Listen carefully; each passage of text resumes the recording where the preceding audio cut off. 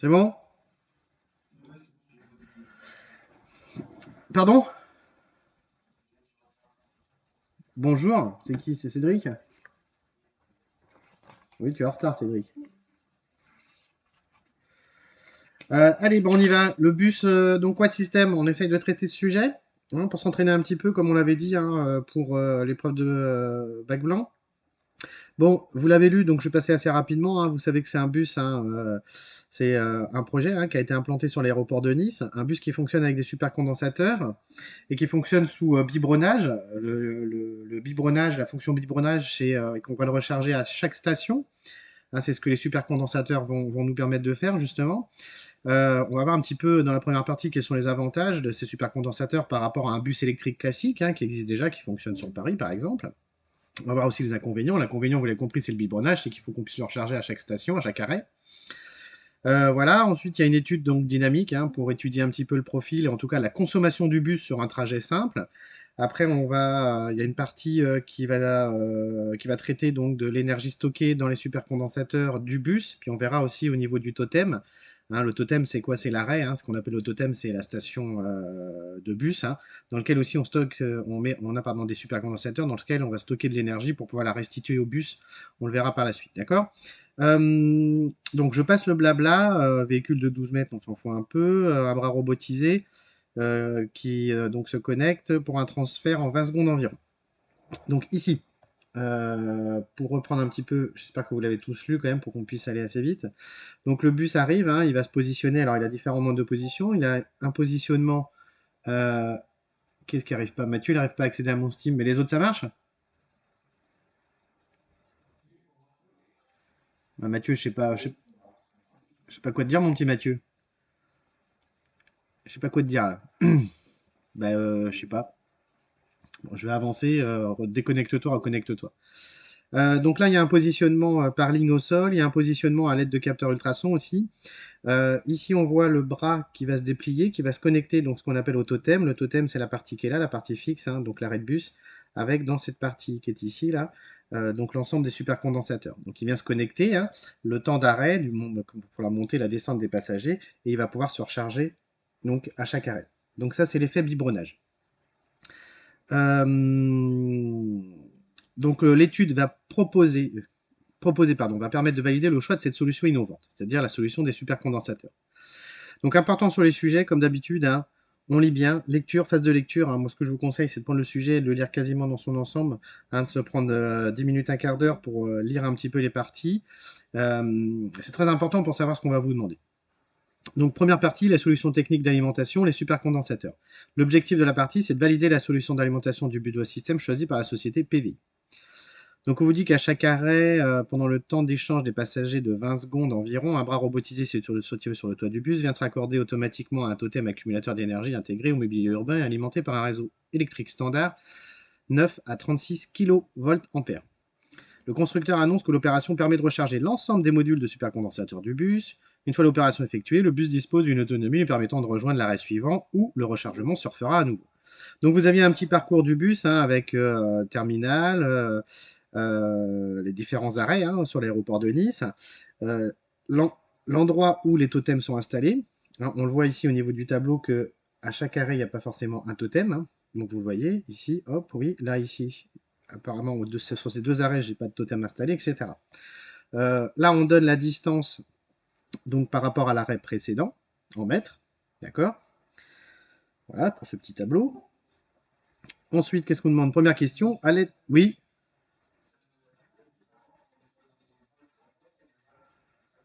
Alors, c'est la puissance hein, qui est donnée, c'est la puissance électrique, hein, c'est le S, hein, on le verra tout à l'heure dans le sujet, hein, c'est donné en kilovoltampères. Voilà. Bah, volt ampère, ouais, P égale lui.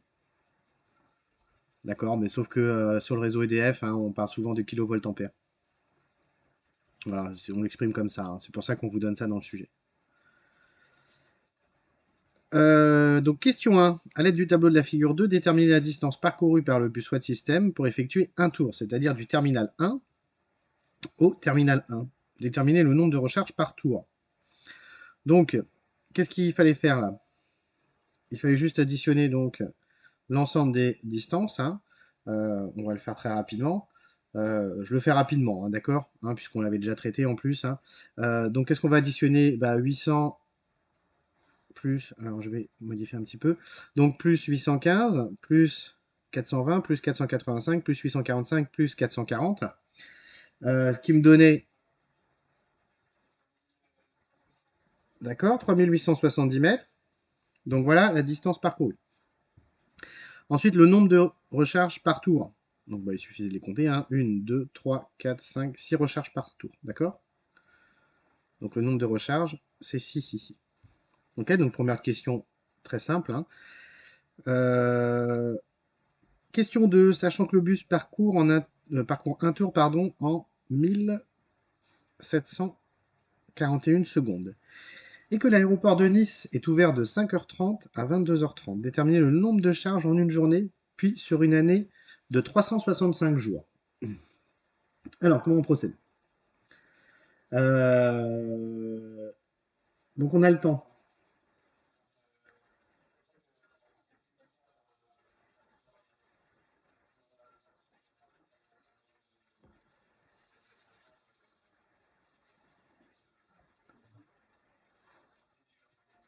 Le temps d'ouverture.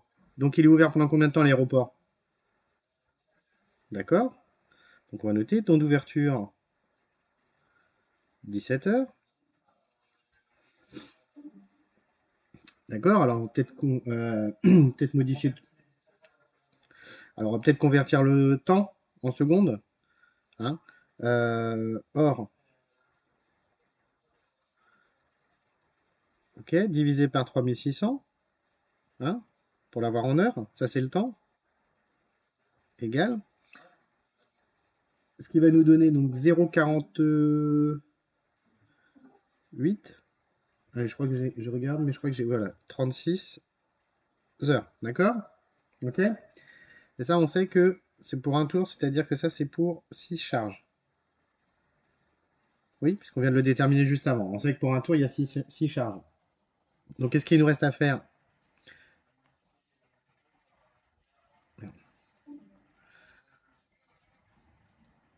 Exactement. Donc ici, on part donc sur les 17 heures. Donc 17 divisé par 0,4836. D'accord? Ce qui va me donner donc. Alors on va multiplier tout de suite par 6, puisqu'on est pour un tour. D'accord? Donc 210,9 charges. Ouais, enfin j'ai arrondi là, hein. C'est 210,9. Oui, on va arrondir à 211 bien sûr, hein, pour avoir une valeur entière, hein. Par jour. D'accord? Et donc sur l'année, on n'oublie pas, hein, parce qu'attention, la question c'était ensuite, hein, déterminer le nombre sur une année. Donc ce qui donne donc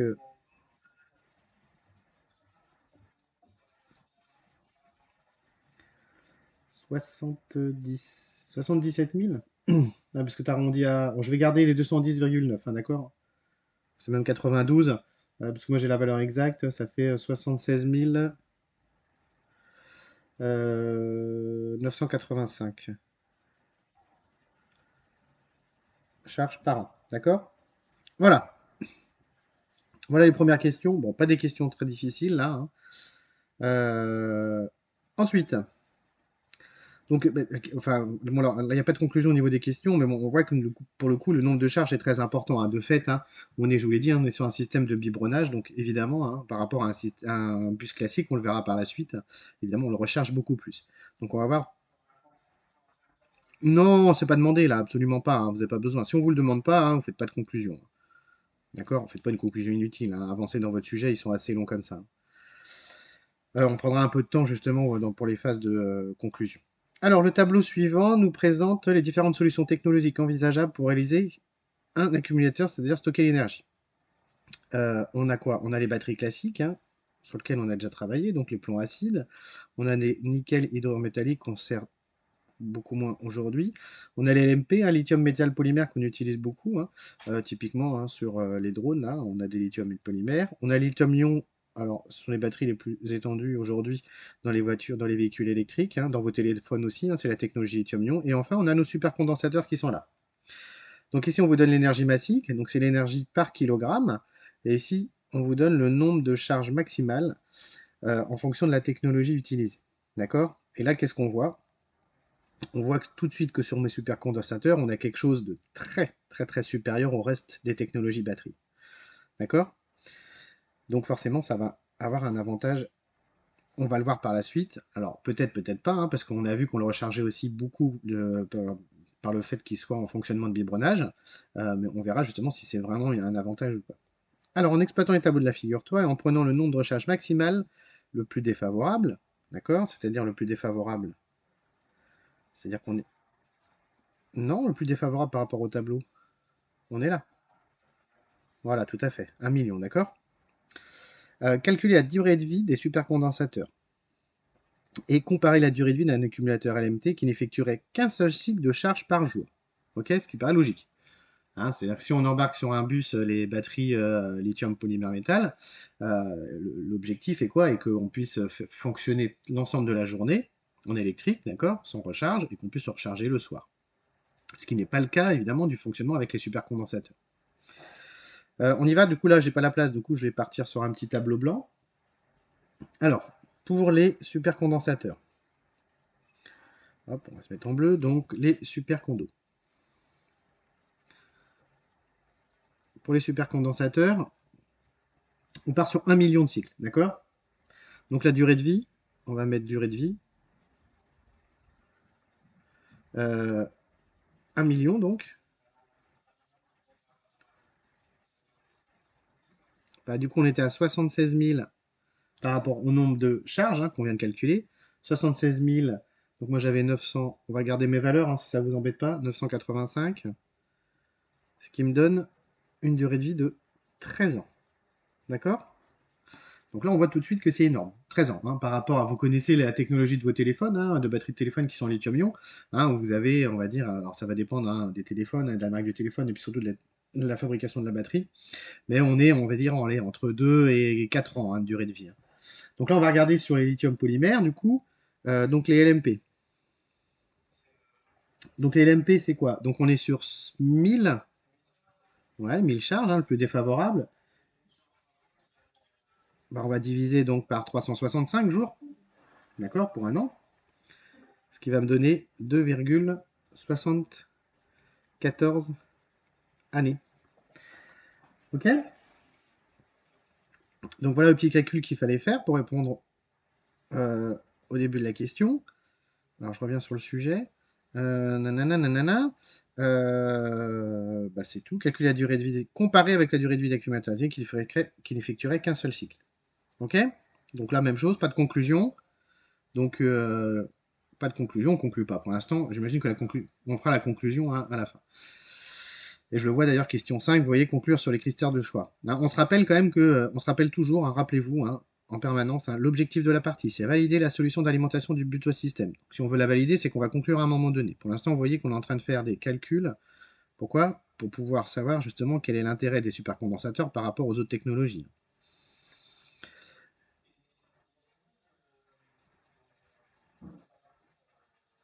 Oh, combien de parties par sujet? C'est très variable, ça va dépendre des parties, ça va dépendre, voilà, c'est très très variable. Généralement, on ne dépasse pas les 4 parties, hein, généralement. On essaye, voilà, on essaye de ne pas dépasser les 4 parties hein, dans un sujet de bac. Après, il peut y en avoir que 3, après il peut y en avoir 5 si les parties sont plus courtes, hein, s'il y a moins de questionnements, mais c'est assez rare. Voilà, vous pouvez tabler sur 4 parties à peu près. Bah, 4 heures, mais c'est toujours, enfin là vous avez 3 heures plus 1 heure de physique. Oui, tout à fait, oui. Tout à fait. Allez, on continue. La consommation d'énergie par kilomètre d'un bus électrique équipé d'accumulateurs est généralement égale à 1200 watts heure par kilomètre. Ok. Voilà la valeur hein, classique donnée hein, par les constructeurs. Donc 1200 Wh, c'est l'énergie pour 1 km. Cette consommation intégrant l'énergie motrice et les servitudes du bus, c'est-à-dire tout l'ensemble, hein, éclairage, chauffage, climatisation. Hein. On est à Nice, hein, les bus sont climatisés, ce qui consomme beaucoup d'énergie quand même.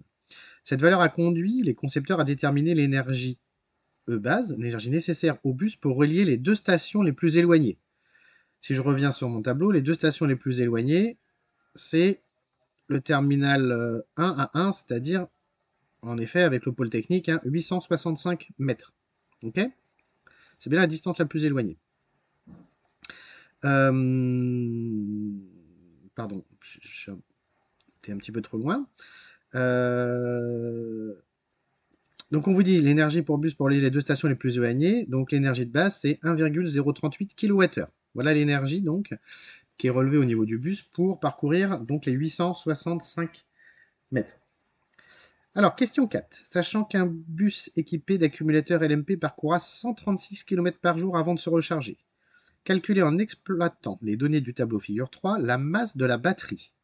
Donc là, on voit qu'on a fait un premier critère, on est sur la durée de vie, maintenant on est sur la masse, hein, qui est un critère important, hein, au niveau du bus. Donc masse des accumulateurs. Alors, comment on procède? Comment procède-t-on?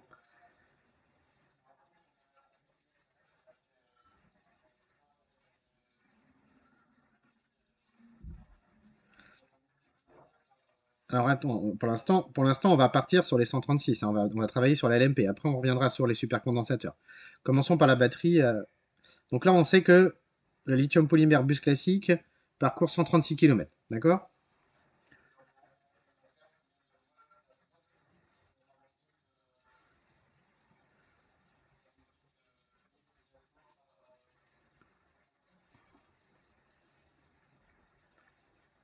Ah bah non. Non, non, on a 136 km. Donc le bus parcourt 136 km. D'accord? Et vous savez que l'énergie consommée, hein, pour un bus sur une journée, pour un kilomètre, c'est donc on a 1200 Wh par kilomètre.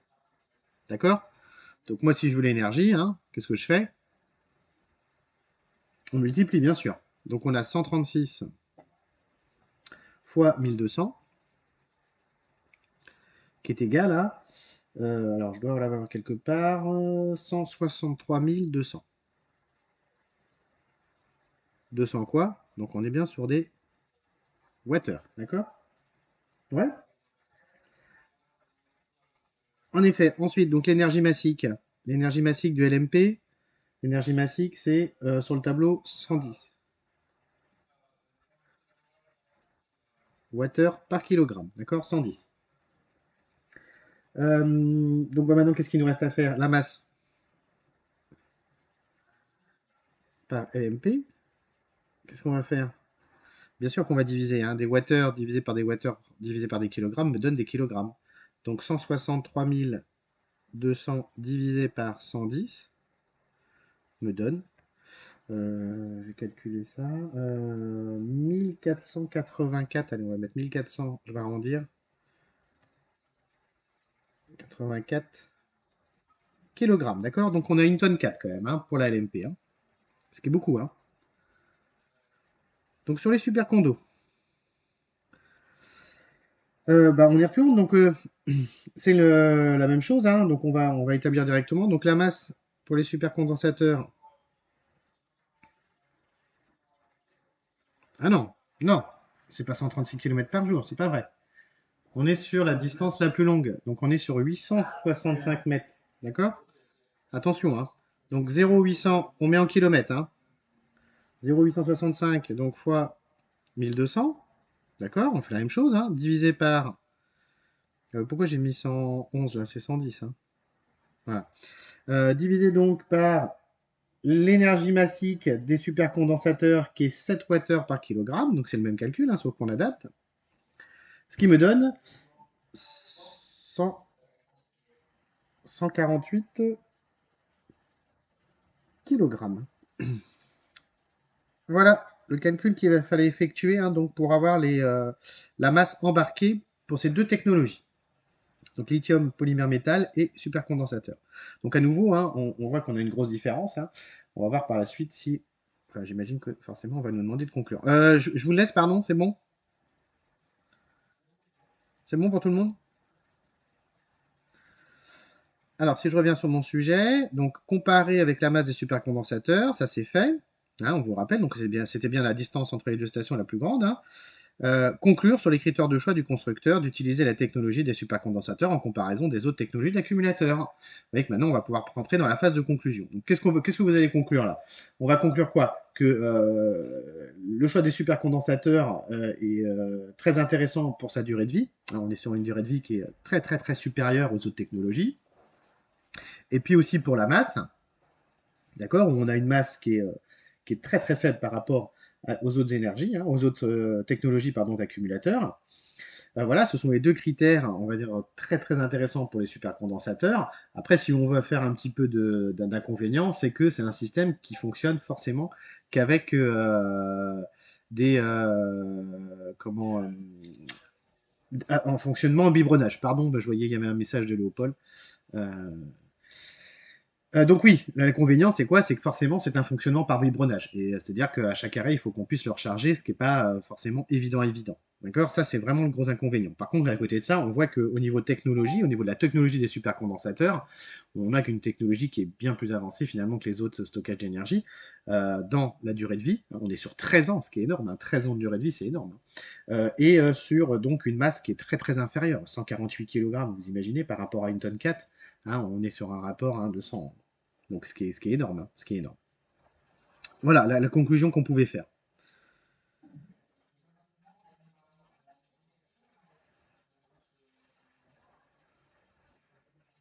Oui, bah on vient de le faire là. Non, non, quand tu dis comparer, comparer, hein. Alors en effet, c'est ce que tu me reproches de ne pas l'avoir fait. Si, si, si, mais tu as raison, comparons, comparons. Titouan, donc on va mettre que 1484 kilos est très très supérieur à 148 kilogrammes. Voilà. Hein. Hein, pour qu'on soit rigoureux. Non mais tu as raison. Hein. Si on vous demande de comparer, il faut répondre. Donc voilà. Mettons que c'est très très supérieur. Partie 1, ça c'est fait. Donc on a bien validé la solution choisie par la société PVI qui était les supercondensateurs. Maintenant on passe sur une deuxième partie, donc qui est l'estimation des besoins énergétiques entre deux totems, c'est-à-dire entre deux arrêts. Euh, donc l'objectif, c'est de vérifier que l'énergie stockée dans les supercondensateurs est suffisante pour que le bus relie deux stations sur un parcours plat. D'accord? Donc on va se mettre dans des conditions, on va dire optimum, parcours plat, deux stations. On va faire une simulation théorique, et on va essayer de déterminer donc l'énergie dépensée par le bus entre ces deux stations sur un parcours plat. D'accord? C'est ce qui est demandé dans cette partie. Donc afin de calculer l'énergie consommée par le bus sur un parcours plat entre les deux stations les plus éloignées, il faut dans un premier temps réaliser une étude dynamique du bus afin de déterminer la force motrice Fm permettant de déplacer ce dernier. Puis il faut calculer la puissance motrice et en déduire l'énergie consommée par le bus sur ce même parcours. Vous voyez les trois étapes? Détermination d'une force motrice, d'accord? Ensuite, détermination de la puissance. Donc on est sur un solide en mouvement de translation, d'accord? Donc on sait que la puissance est définie par F fois V, ok? Et ensuite, on va pouvoir, à partir de ça, en fonction du temps, calculer donc l'énergie dépensée par ce bus sur un parcours plat. Donc une étude dynamique figure 4 a permis de modéliser les actions mécaniques sur le bus en phase d'accélération. Alors, vous avez le bus qui est modélisé, avec les différentes actions mécaniques dessus. Qu'est-ce qu'on va retrouver? Alors, une première action mécanique de résistance, qui est la traînée, donc c'est la résistance de pénétration dans l'air. Une deuxième action mécanique de résistance qui est la résistance au roulement, on l'a vu en cours cette année. Ensuite, vous avez donc le poids du bus. Attention au repère. Vous le voyez le repère? Il n'est pas défini comme on a l'habitude ici. Il est défini sur Z et Y. D'accord? On est dans le plan ZY. Donc attention au niveau des actions mécaniques, bien adapter les composantes. Donc le poids porté par Y. Ensuite, on a quoi? Une action mécanique qui est la réaction du bus sur le sol, sur les roues avant. Une autre action mécanique qui est la réaction des roues arrière sur le sol. Et enfin, la dernière, celle qui nous intéresse, puisque je l'ai lu dans l'énoncé, qui est la force motrice. C'est la force qui va me permettre de faire avancer mon bus. Donc de contrainte pardon, pas de contrainte, c'est pas exactement ce que je voulais dire, de supprimer finalement, dépasser la résultante des efforts de traînée et de roulement, et puis une force motrice qui va me permettre de créer une accélération aussi. Donc là, on vous donne toutes les actions mécaniques, hein, le détail des actions mécaniques, F de C, effort de réaction du sol sur l'essieu arrière, l'effort de réaction du sol sur l'essieu avant, l'effort de roulement, l'effort de traînée, la force motrice, le poids, etc. et l'accélération. Ok, je passe, hein, on vient de les voir ensemble. Donc on vous dit la masse moyenne M du bus avec les passagers est d'environ 20 tonnes. Le diamètre D des pneumatiques vaut 0,904 mètres. Ok. Calculer la valeur des efforts de F roulement et F traînée à l'aide du document technique DT1 pour une valeur de bus de 30 km/h. Donc là, il n'y a pas à réfléchir. Quand on vous demande ça, on va tout de suite voir le document technique 1 en retenant la valeur de la vitesse des 30 km/h. Ok. Et il faut qu'on détermine F traînée et F roulement. Donc on y va. On va voir ma documentation technique. Donc qui se trouve toujours à la fin du sujet. Toujours, avec les documents réponses. Hop, elle est là et ici. Documentation technique 1, modélisation des efforts résistants. Donc on vous dit que cette action mécanique de résistance est créée par la déformation au niveau des pneumatiques, etc. Je passe, c'est quelque chose qu'on a vu cette année, que vous devez encore avoir en mémoire. On vous rappelle la relation que vous voyez ici pour F roulement, d'accord. Le rayon, on l'a vu qu'il était donné dans l'énoncé du sujet. Qu'est-ce qu'on a? On cherche F roulement. Le poids du bus, on a vu, il était donné dans le sujet, il faut 20 tonnes. Donc, il faudra calculer le poids. On a la masse, pardon, il faudra calculer le poids. Le rayon est donné aussi. Enfin, je crois que c'est le diamètre, mais du coup, on divisera par 2, c'est pas très grave. Et on me donne un petit tableau. Coefficient de résistance au roulement. Avec ici delta. Et on vous le dit, le delta, c'est bien le coefficient de résistance au roulement. Donc, il va falloir qu'on détermine ce delta. Et les autres valeurs, on les a. Alors, qu'est-ce qu'on va prendre? Ici, on a dans mon tableau acier sur acier. C'est pas nous. Fonte sur bitume, c'est pas nous. Pneumatique sur bitume, c'est nous. Donc le delta vaut 0,005 mètres, d'accord? Le fameux coefficient, en mètres. On applique la relation. On y va pour ça? Bon, là, il n'y a aucune difficulté réelle. Donc, je reviens sur mon tableau. Je vais effacer ça. Et on écrit la relation. Donc nous, on cherche, on se rappelle, on cherche F roulement. Donc, F roulement va être égal, en effet, à passer le poids. Donc, moins delta sur R multiplié par la norme du poids. Ok. On fait l'application numérique. Donc ici, delta, on a vu, on fait attention aux unités. Hein, donc on est à 0,00. Il y avait 2 zéros, je ne me rappelle plus. Ouais, c'est ça, 5. Sur R, donc le rayon 0,452. Hein, je l'ai, je vous le donne. Hein, le diamètre est donné, on calcule le rayon.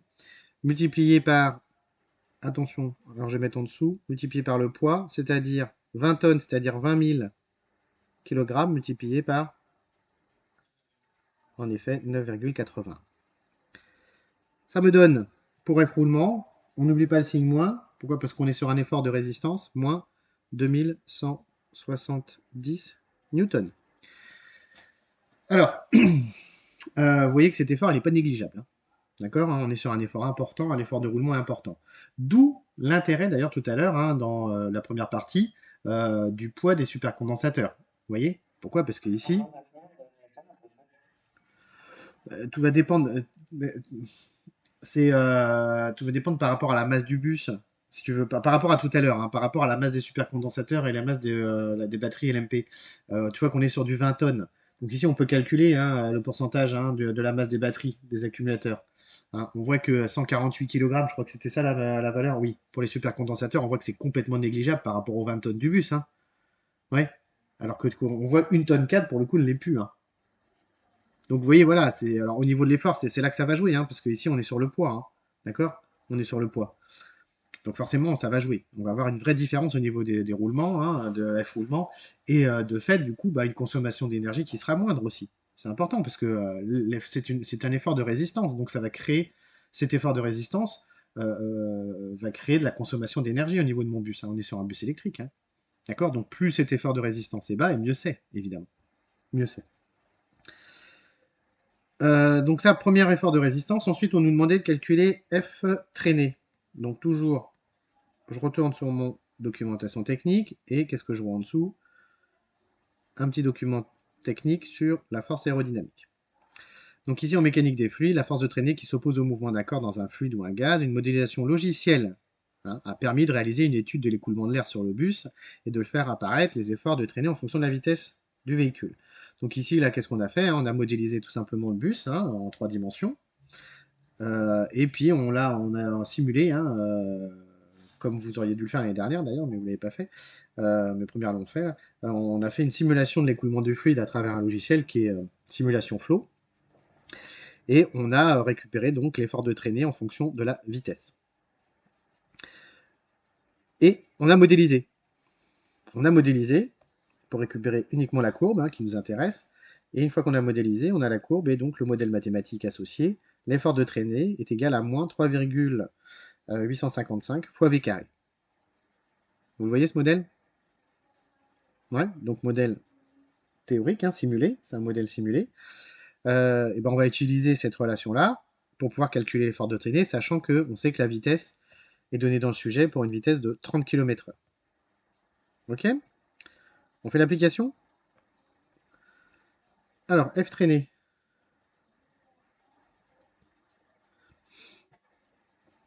F traînée, donc on a vu. Alors, pardon, je vais écrire égal tout de suite. Donc on est à moins. J'ai perdu le. Ah non, c'est ça. 3,855 fois v carré. Application numérique. Donc moins 3,855. Attention, on n'oublie pas de passer les kilomètres par heure en mètres par seconde. Donc 30 divisé par 3,6, hein, sinon on n'est pas homogène. Hein. Ce qui me donne moins, alors je dois avoir la valeur 267,5. Voilà, moins 267,5 newtons. Alors si on doit comparer les deux efforts de résistance, on voit en effet que l'effort de traînée est négligeable, hein, par rapport, hein, enfin négligeable, on a 10% à peu près, est négligeable par rapport à l'effort de roulement. Ouais. Pourquoi? Bah parce qu'on est sur des vitesses faibles là. Hein, le bus est sur des vitesses très faibles. Hein. Si on avait des vitesses élevées, vous voyez bien, vous le rappelez, hein, on l'a vu, on l'a vu en cours, hein, que l'effort de traînée est proportionnel à la vitesse au carré, ce qui est le cas ici. Hein. Je ne sais pas si vous vous rappelez la relation générale, hein, demi de rho fois S fois le CX fois V carré. D'accord? Et ben voilà, ça c'est fait. On a répondu à la question, il me semble. Oui? Vous confirmez? Très bien. Alors, on revient maintenant sur mon sujet. Alors, il est assez long, donc il faut que je retrouve la bonne page. Hop, on était là. Question 6, c'est fait. Alors, question 7. En appliquant le principe fondamental de la dynamique, établir l'expression de Fm en fonction de F roulement, F traîné, M et AG. Donc, établir l'expression de la force motrice en fonction de F roulement, F traîné, M et AG. Alors, là, on va avoir plusieurs solutions. Soit on est très à l'aise. Et du coup, on projette directement les vecteurs sur la composante qui nous intéresse. Soit on n'est pas à l'aise et on écrit l'ensemble des vecteurs. Qu'est-ce que vous préférez? Qui est-ce qui est à l'aise?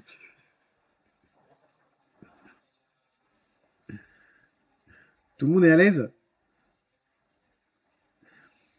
Bon, on écrit les vecteurs et après on projette. Allez, on fait ça rapidement quand même, pour tout le monde. Bon, après, en effet, on peut directement projeter. Alors, je passe rapidement, mais il fallait projeter sur quel axe là? Bien sûr, sur Z. Hein. On veut la force motrice, donc c'est sur Z. Hein. On voit que l'accélération est portée aussi forcément par Z. Donc, Mail, il dit, moi je suis pas à l'aise, mais on va faire les vecteurs Mail. Euh, du coup, il suffisait de projeter par Z. Alors, ce qui est intéressant, le fait de projeter tout de suite par Z, c'est quoi? C'est qu'on va simplifier grandement. Pourquoi on va simplifier? Bah, parce que celui-là, par exemple, il est porté que par Y. Oui, c'est ça, celui-là, il est porté que par Y. Et du coup, le poids est porté aussi, même chose que par Y. Donc en fait, il va nous rester très peu de vecteurs. Hein. Il va nous rester la projection de Fm, il est porté par Z, F roulement, il est porté par Z, F traîné est porté par Z, et l'accélération aussi est portée par Z, vous voyez? Donc ça permet de simplifier grandement, hein, très rapidement, plutôt de s'embêter à mettre tous les vecteurs. Bon, on va quand même le faire, hein, et puis après on va projeter. J'efface ça, et puis on y va. Donc ce qu'on va faire, c'est que, puisqu'on nous demande quand même d'écrire le principe fondamental de la dynamique, on va le faire. Je vous rappelle, hein, on est sur un solide en translation, d'accord? Donc on sait que la somme des forces extérieures agissant sur le bus est égale à la masse fois l'accélération. Donc on y va, on va l'écrire. Alors on peut l'écrire de façon générale. Hein. Donc la somme des forces extérieures agissant sur le bus est égale à quoi? À la masse. Hein.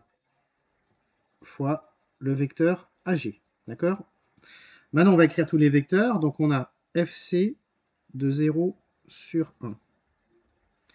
Tous en vecteur. Plus, on a FM, la force motrice. D'accord? Donc là, on développe tout simplement la relation. Plus, qu'est-ce qu'on a ensuite? On va mettre F roulement. Très bien. Plus le poids, par exemple, le poids au point G. Plus, alors du coup, on a pas mal de vecteurs. Hein. F au point D, de 0 sur 1. Hein, je passe à la ligne, plus, parce que je peux avoir de place. Il nous en manque un. F traîné, il nous manque. Est égal donc à la masse du bus multiplié par le vecteur AG.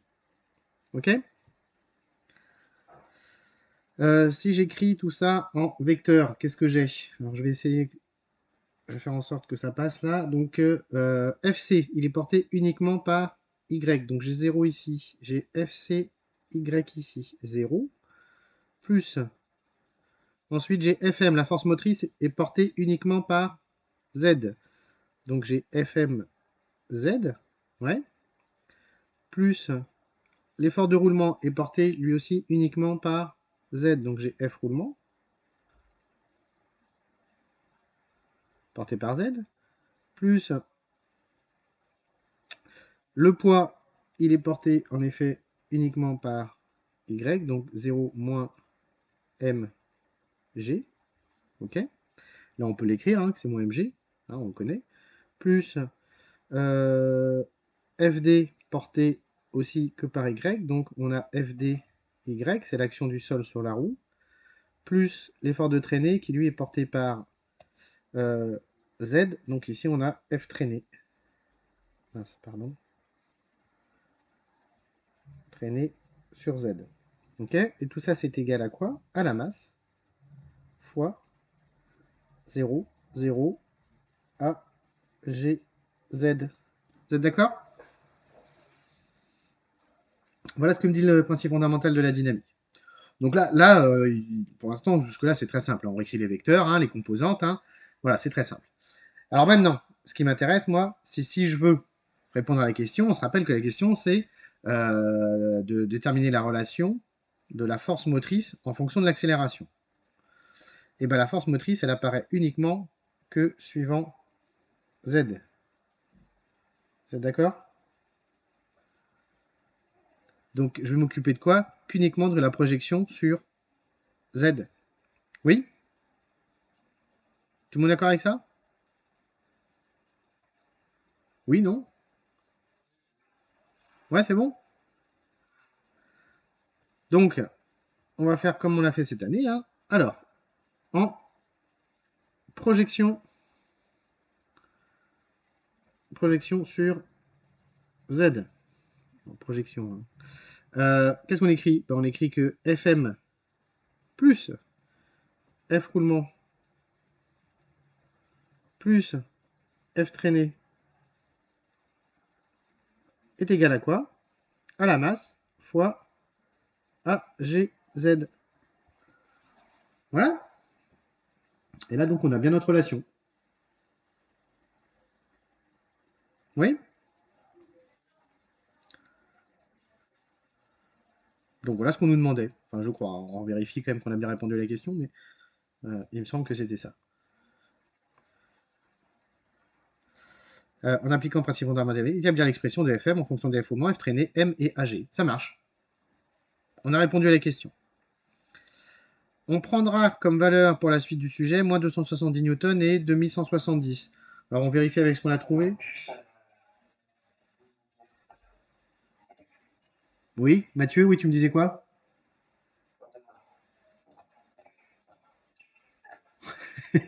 Je pense que tu as des gros problèmes de connexion, Mathieu. On t'entend très mal. On demandait juste l'expression, hein, et pas les calculs. Si c'est ça ta question, regarde. Établir l'expression, d'accord? Hein, on demande, attention, hein, au vocabulaire hein, des questions. Hein. D'ailleurs, là, il manque un petit comment, verbe en gras là ici. Hein, établir l'expression, c'est tout. D'accord? C'est ce qu'on a fait. Hein. Pas de calcul, rien.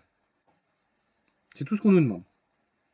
Donc ensuite, pour la suite du sujet, on prendra F traîné moins 270 et F roulement moins 270. Alors on vérifie ce qu'on a trouvé hein, pour voir si on est à peu près cohérent quand même. On avait trouvé la même chose pour F traîné, ça c'est bon. Pour F roulement, ouais. Et F traîné, on était à moins 267 et là on est à moins 270. On peut envisager que les calculs qu'on vient de faire sont plutôt justes, d'accord? Alors la figure 5 présente l'évolution de la vitesse de la force motrice du bus entre les deux arrêts. Ah, on y vient. On se rappelle qu'on est toujours dans la partie où on veut estimer l'énergie consommée par le bus sur un parcours plat, d'accord, entre deux arrêts. Et donc là, ici, on nous donne le profil. Le profil de quoi? De la vitesse. Ok, donc on voit quoi? Ça, c'est intéressant hein, de s'arrêter un petit peu sur ce graphe pour essayer de le lire correctement. On voit qu'on a une phase, donc ici, d'accélération. On voit que la vitesse varie, donc accélération. Vitesse constante, donc accélération nulle. Et enfin, décélération, on arrive à l'arrêt. Oui, et donc on recharge le bus. Et ça, c'est la vitesse. Donc attention, la vitesse est donnée en km par heure. D'accord? Et en dessous, vous avez une autre courbe de la force motrice. La force motrice sur la phase 1, la phase d'accélération est là. Sur la phase 2, elle est là. Et enfin, sur la phase 3, elle est ici. On voit qu'elle est négative. Alors, qu'est-ce que ça veut dire? Qu'est-ce qu'on peut envisager déjà? C'est qu'on va faire de la récupération d'énergie. On a tout intérêt hein, là. Qu'est-ce qu'on peut lire sur ce graphe? Bon, on voit que sur la phase d'accélération, la force motrice est importante. Pourquoi? Parce que forcément, on est en train d'accélérer. Ce qui est intéressant, c'est que sur la vitesse constante, qu'est-ce qui peut me... Enfin, peut-être pas, je vais vous le faire parce que c'est pas toujours évident. Mais la force motrice, là, on voit qu'elle est assez faible, la force motrice. Mais la force motrice, qu'est-ce qu'elle va contraindre là? Qu'est-ce qu'elle... À quoi elle va être égale finalement? Quelle va être sa résultante de cette force motrice? Qu'est-ce qu'il faut qu'elle vainque cette force motrice? Tout à fait, mon petit Thomas. La force de traîner, la force de roulement, c'est tout uniquement puisqu'on n'a plus d'accélération, on est à vitesse constante. Donc il faut que cette force motrice puisse vaincre la résultante des actions résistantes, d'accord, qui sont quoi? Qui sont la force de traîner, la force de roulement, en effet. C'est pour ça qu'on a une force motrice qui est assez faible. Et donc on voit bien que la consommation d'énergie, on le sait hein, d'ailleurs, hein, dans tous les véhicules, hein, peu importe le véhicule, hein, la consommation d'énergie va se faire où? Principalement en phase d'accélération. Voilà, ça nous permet de bien comprendre le graphe qui est là.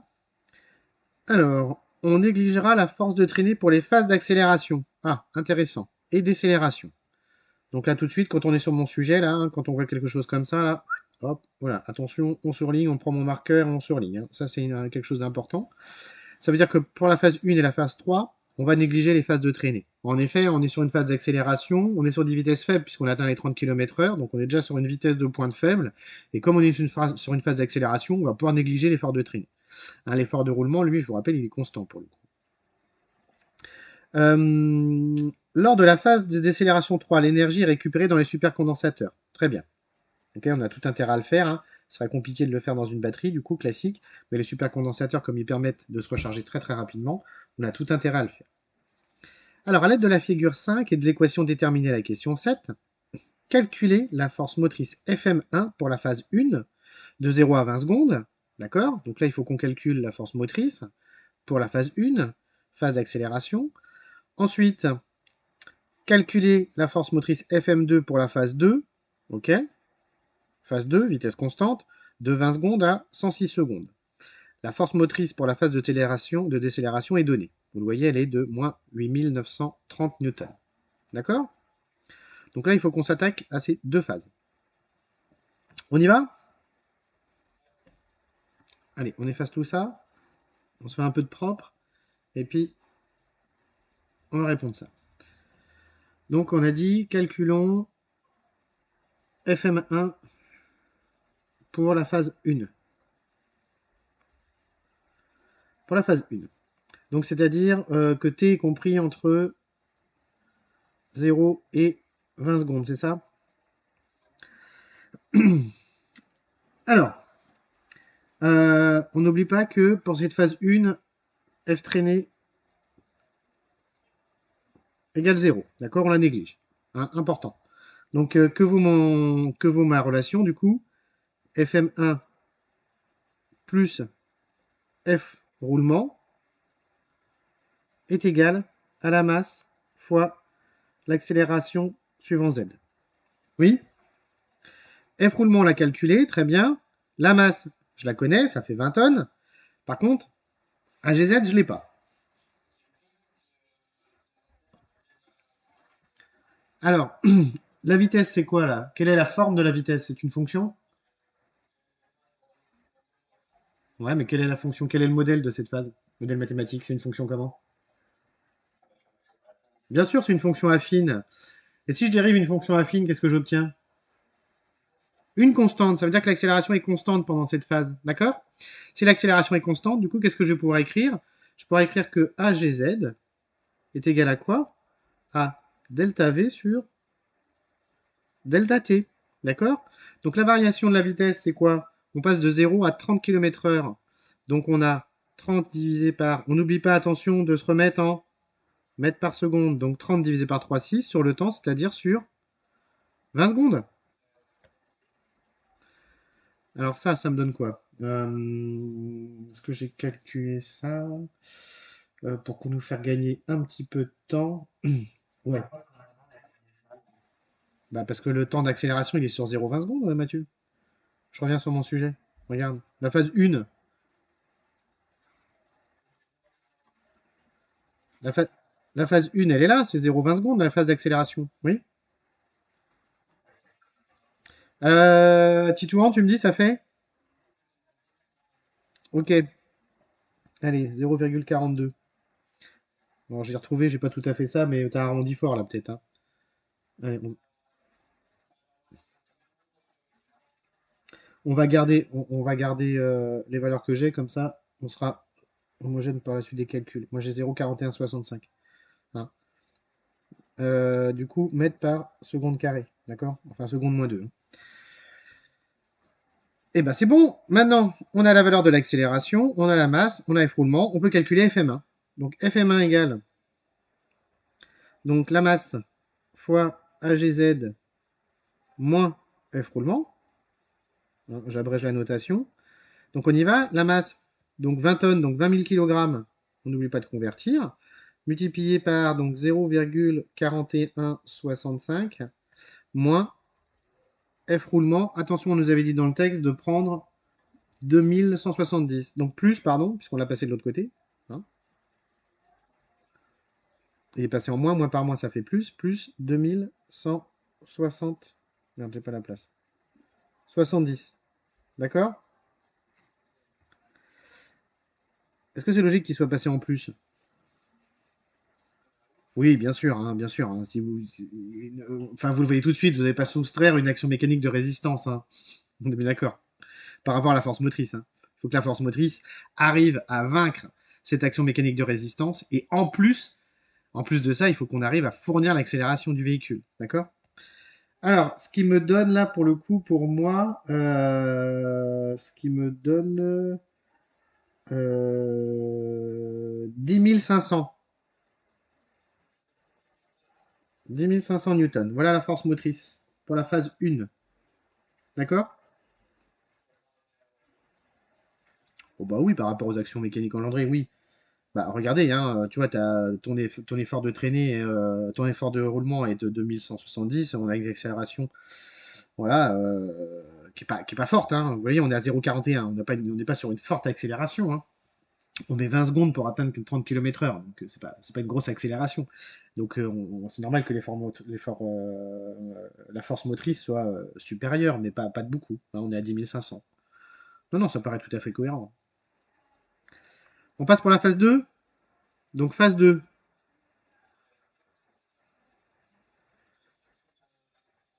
exactement. La vitesse est constante.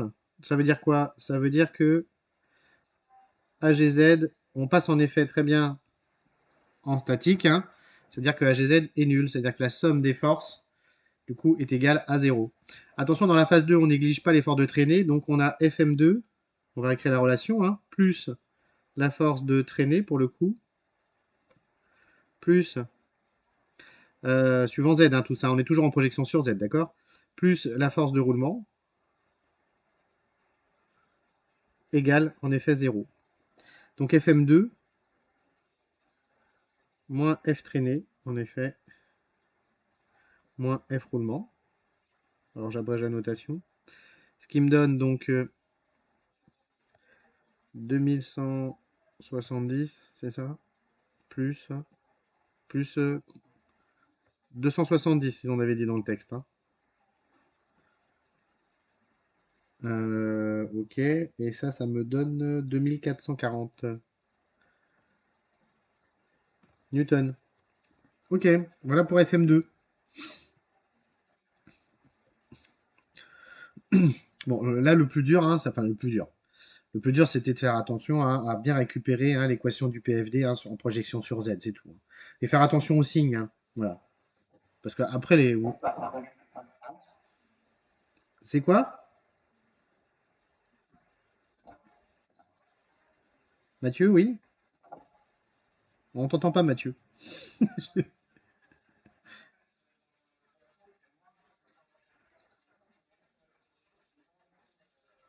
Attention, la valeur, Mathieu, la valeur ici, là, l'interne est négative. Ça, c'est égal à moins 270.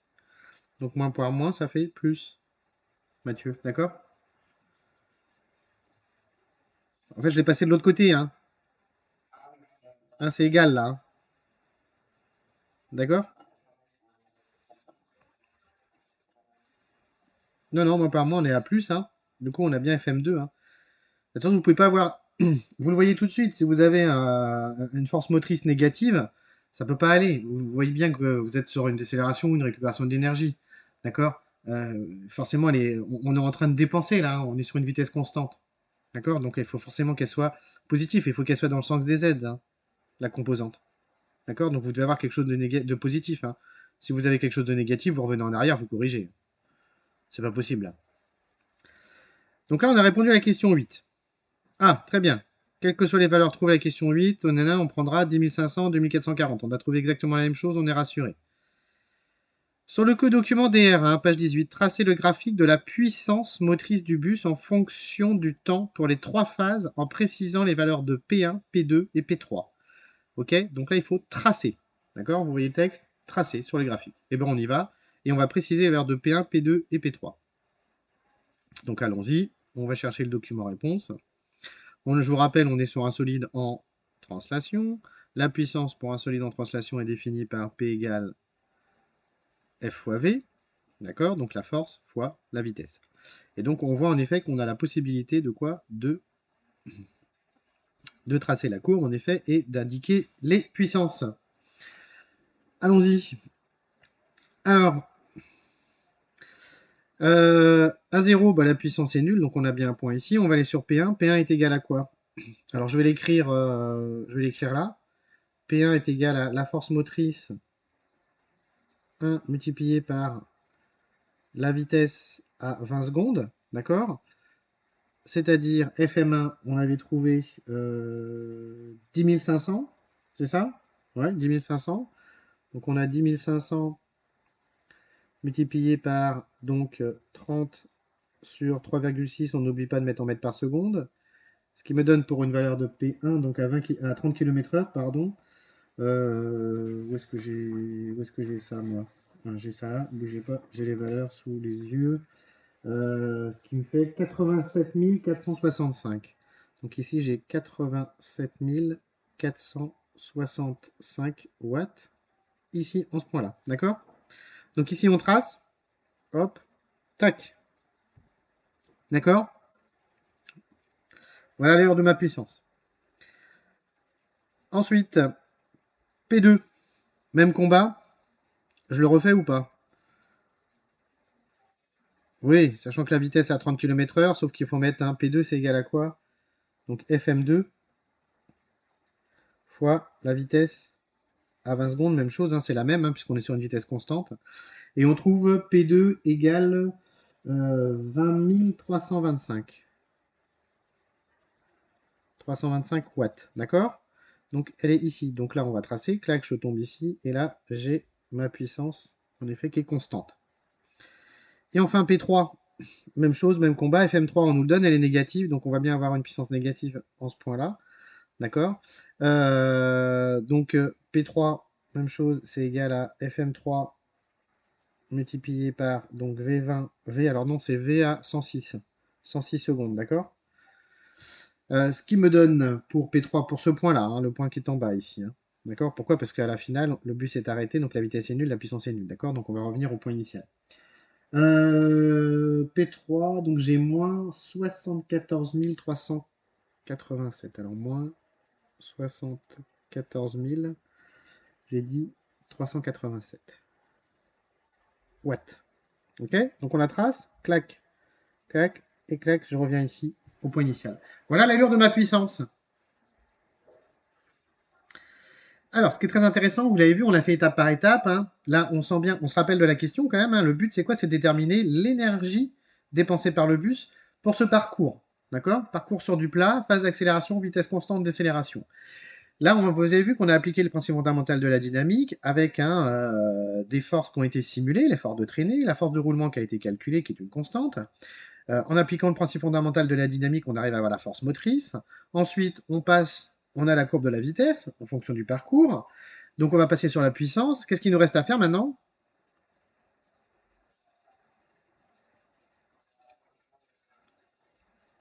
Alors, bah, le temps il est donné, on l'a sur le graphe, hein. Je ne sais pas si vous le voyez, mais le temps est donné puisque c'est la puissance en fonction du temps. Et bien maintenant, on n'a plus qu'à calculer l'énergie, en effet. On n'a plus qu'à calculer l'énergie. Et je vous rappelle que l'énergie, c'est quoi? Hein? En effet, c'est la puissance fois le temps. D'accord?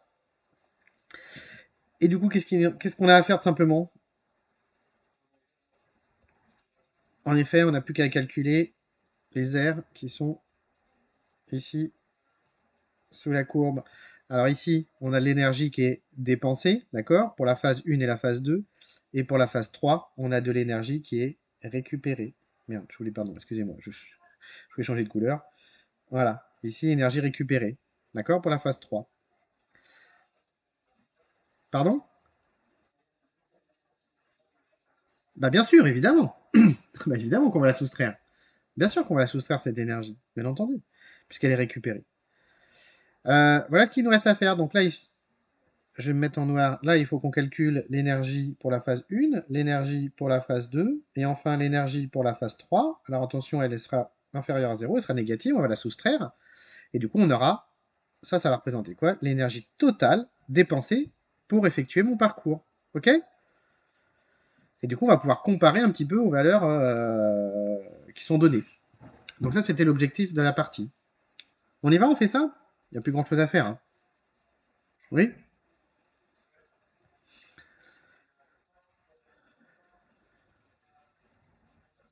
Bien sûr, bah, c'est un triangle, hein, base fois hauteur divisé par 2. D'accord. Ok? Allez, on fait ça. J'efface tout ça et c'est parti. Voilà, on va avoir un peu de calcul à faire, donc je me fais de la place. Alors, on y va. Pour l'énergie de la phase 1. Alors, énergie, on a dit phase 1. Donc j'ai E1 qui est égal à quoi? Donc on P1 fois, on va le noter T1, et noter T1 divisé par 2, d'accord? Donc on y va. La puissance était de 874. Alors attention. Ah oui. On va la mettre en. Parce que dans la question, c'est demandé. En même temps, on a été un petit peu trop vite. Pourquoi? Parce que moi j'ai pris les devants en le faisant, mais on n'a même pas lu la question. Alors, je sais que c'est ça qu'on nous demande, parce que je l'ai vu tout à l'heure, mais ce qui serait bon quand même, c'est qu'on lise un petit peu la question pour pouvoir y répondre correctement, hein, même si c'est ce qu'on va nous demander. Tac, tac, tac. Voilà. Allez, question 10. Calculer l'énergie motrice nécessaire pour déplacer le bus entre les deux arrêts, 8 et 1. D'accord, ça marche.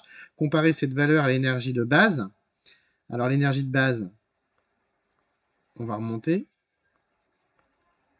Hop, je remonte. Nanana, nanana. Elle est où? Elle est donnée où? Je me rappelle plus. Euh, tac, tac, tac, tac, tac, tac. Bah, je sais plus. Alors attendez, on va remonter quand même, parce qu'elle est forcément donnée quelque part. Ouais, c'est ça, mais elle est où? Ah, merci mon petit. Je sais plus qui a parlé, mais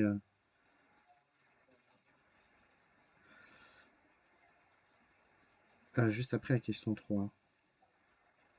Ah, la voici, la voilà. Merci. Hein, donc, il faut la remonter un peu dans le sujet pour aller la récupérer. Elle est là. D'accord? Ok? Ça, c'est l'énergie de base. Ok? Donc, il faudra qu'on la compare à ça, évidemment. Et qu'on puisse conclure. Hein, donc, il faut quand même reprendre un petit peu les questions. Ok? Et ben, c'est parti. Et on compare après. Par contre, attention, les énergies calculées seront exprimées en joules puis en water. Tout le monde le voit? Et là, on a été quand même très très gentil sur ce sujet. Pourquoi? Bah parce qu'on vous donne la conversion joule-water. Hein, on vous rappelle que dans un water, il y a 3600 joules. Donc là, on a été très très très très élégant. Euh, alors on y va, l'énergie 1. On a dit qu'on était à 87, 874 650. C'est ça? 650 watts multiplié donc par 20 secondes. C'est ça? Divisé par 2. D'accord? Ce qui me donne, bah, c'est ça multiplié donc par 10, donc ça fait 8, on est à 8 millions du coup. 8 millions 4, 5, 500. D'accord? Non, je dois avoir un 6 quelque part. Il est où mon 6? Il est là. On est d'accord? Et ça, on est en. Quelle est l'unité? Puissance fois le temps est en secondes. C'est en joules, tout à fait.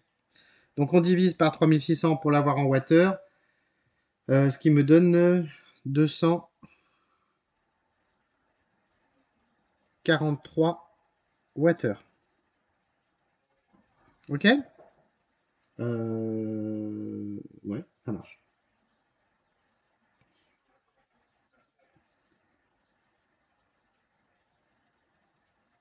Alors attendez.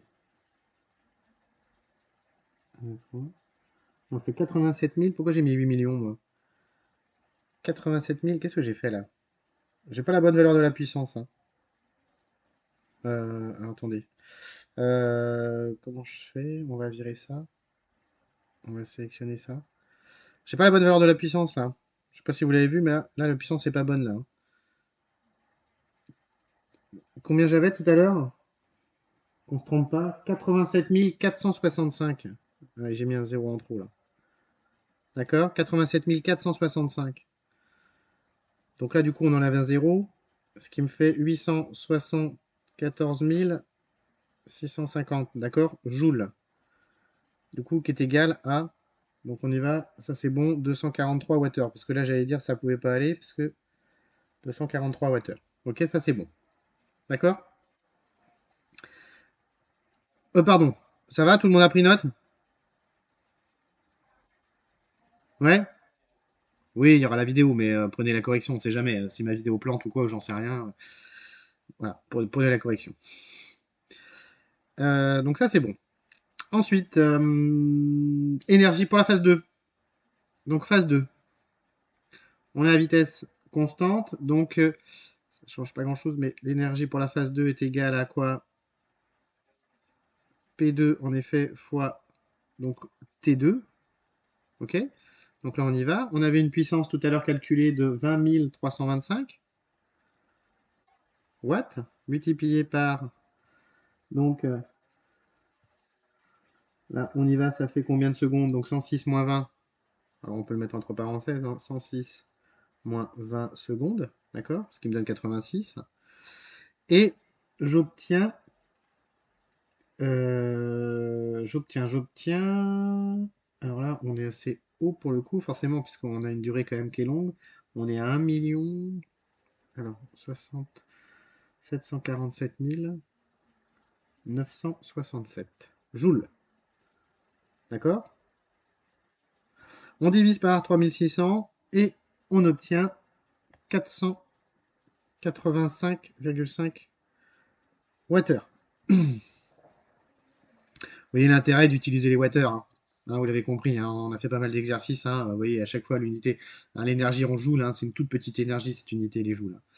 Donc vraiment, on a intérêt à utiliser les water. Enfin, phase 3,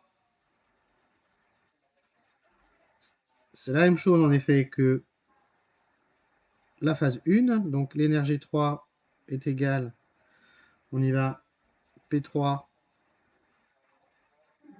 en effet, fois T3 sur 2. On n'oublie pas de mettre un petit signe moins. Hein, on va mettre non, on va, la puissance est négative, donc on va laisser plus, hein, et on va mettre la puissance négative. Donc on est à moins. Alors, puissance négative, on va trouver moins 74 387. Multiplié par T3. Le temps était de 15 secondes, c'est ça? Divisé par 2. Ce qui me donne moins en joules. J'ai 557 901. 901 joules. Ok? Divisé par 3600, ça me donne moins 155 Wh. Et voilà. Donc voilà pour les trois phases.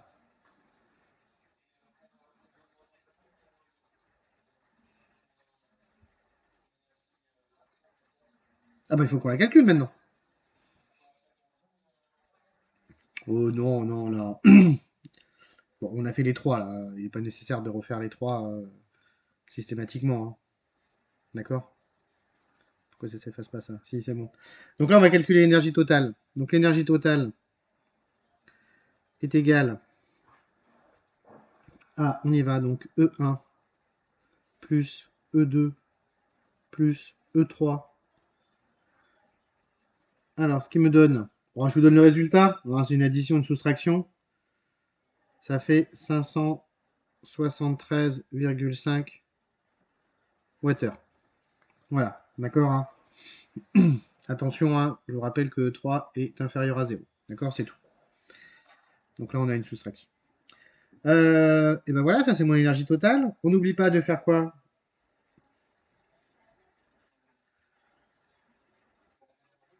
Non.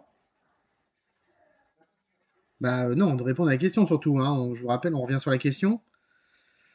Comparer cette valeur à l'énergie de base en citant deux éléments pouvant justifier l'écart constaté. Ah, ça veut dire que, ce qui est intéressant, ça veut dire qu'il faut qu'on ait un écart. Est-ce qu'on l'a ou pas? On revient sur mon calcul. Alors, donc on a l'énergie totale qui est inférieure à l'énergie de base. On va calculer l'écart. L'écart est de combien? Alors, on va prendre comme référence, prenons 1038. Donc, on a dit 1038 moins 573,5 sur 1038. Ok? Alors, ça fait combien ça?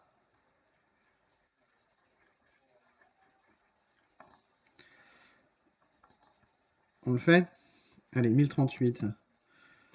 Donc, moins 573,5 divisé par 1038. Ce qui me donne 44, allez, 44,7. 44,7%. Donc on voit que l'écart est important là, hein. Entre nous, ce qu'on a calculé, ça, c'est ce qu'on a calculé de façon théorique pour. Alors pardon, attendez, j'enlève ma calculatrice, vous voyez plus, c'est bon. Ça, c'est ce qu'on a calculé ici de façon théorique pour faire mon parcours. Et là, les 1038, là, c'est ce que mon bus dépense. Ah. Et on me demande dans la question de trouver des éléments qui pourraient justifier cet écart. Si, bien sûr, tu as raison, Titou, hein, c'est l'histoire de la climatisation. Toutes les servitudes, ce qu'on appelle servitudes dans le bus, ça peut être les feux, ça peut être la clim, ça peut être, il y a 10 milliards de choses, le chauffage l'hiver, etc., etc. Tous ces éléments, évidemment, vont consommer. Et donc, de fait, heureusement qu'on trouve pas la même chose, parce que si vous commencez à mettre la clim ou le chauffage l'hiver, qu'est-ce qui se passe? Bah, vous n'aurez jamais assez d'énergie pour réaliser les deux parcours. Donc, on voit qu'on a un gros écart, heureusement. Et puis, il faut savoir quand même qu'on a toujours un stockage d'énergie supplémentaire. Hein, pourquoi? Pour pallier différents aléas. Je sais pas, par exemple, votre bus est bloqué entre deux arrêts. à cause, je sais pas, d'une voiture qui serait mal stationnée. En plein hiver, par exemple, bah, votre chauffage il tourne, d'accord? Alors que le bus se déplace pas, et du coup vous allez consommer plus. Et du coup, en attendant que la voiture reparte, etc., le bus reparte, il faut quand même qu'il puisse atteindre l'arrêt suivant. Pourquoi? Pour pouvoir se recharger. Hein. Donc forcément, on a de l'énergie en surabondance. Alors après, il y a un calcul qui est fait par rapport à ça, mais heureusement qu'on ne trouve pas la même chose ici. D'accord? Donc voilà. Donc là, on pouvait parler des servitudes, hein, c'est-à-dire climatisation, chauffage, etc., etc. D'accord? Hein, qui pouvaient expliquer cet écart. Ça va? Bon, on a bien avancé là, on a bien bossé déjà là. Eh ben la partie 2 est faite, hein, vous voyez, on a bien bossé. Alors, partie 3, partie 3. Bon, ça fait quoi? Ça fait déjà 1h15 quand même. Ah oui, ça avance vite. Partie 3. Alors, déploiement de ce système sur d'autres sites. Objectif de cette partie, élaborer et valider un modèle multiphysique du système en vue d'analyser son déploiement sur d'autres sites. Ah, intéressant. C'est-à-dire que qu'est-ce qu'on cherche à faire? On cherche à faire une simulation, une modélisation multiphysique. Pourquoi? Pour valider cette modélisation multiphysique, vous comprenez, pour que ce système, parce que ça reste un prototype hein, qui a été implanté sur l'aéroport de Nice, puisse être déployé sur d'autres sites. Hein, on pourrait envisager, je sais pas, tiens, une ligne sur Paris, une ligne de bus sur Paris. D'accord? Donc pour ça, il faut qu'on puisse simuler quand même le fonctionnement et valider si c'est possible, si on peut le faire. Et par exemple, tout ça va nous permettre à terme de savoir bah, quelle quantité de supercondensateurs il faut qu'on embarque, de quoi l'ensemble des arrêts, quelle est la distance maximum des arrêts à fournir en fonction des dénivelés, etc. etc., etc. D'accord?